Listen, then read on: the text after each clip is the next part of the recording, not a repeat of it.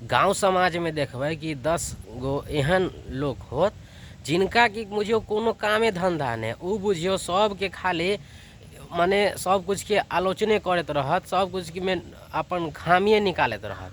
आ बुझियो कोनो भोज तिहार होत, हुनका पास तो पावर नहीं है कि 10 आदमी के माने भोजन करा सको, इतने पावर नहीं है।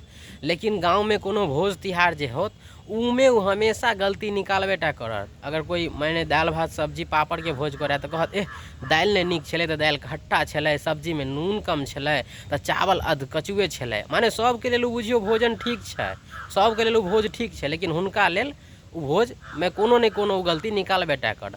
अहाँ बुझियो हुनका 56 प्रकार किया नहीं खुआ दियो, लेकिन तैयो उ में से गलती निकाल देत। कहत पनीर के सब्जी कनी और बढ़िया बनते रहे, पनीर के सब्जी ठीक नहीं छलै तो स्पॉन्ज जे छलै ना, स्पॉन्ज बढ़िया स्पॉन्ज नहीं छलै, कनी नीक स्पॉन्ज रहे के चाही।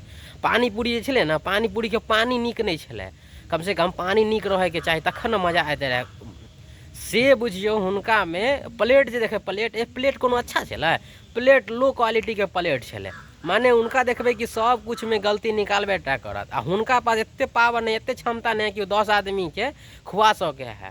आ देखबे जो उ इंसान सबके भोज के दुसबो करत, लेकिन देखबे सबसे पहले पहुँच जात।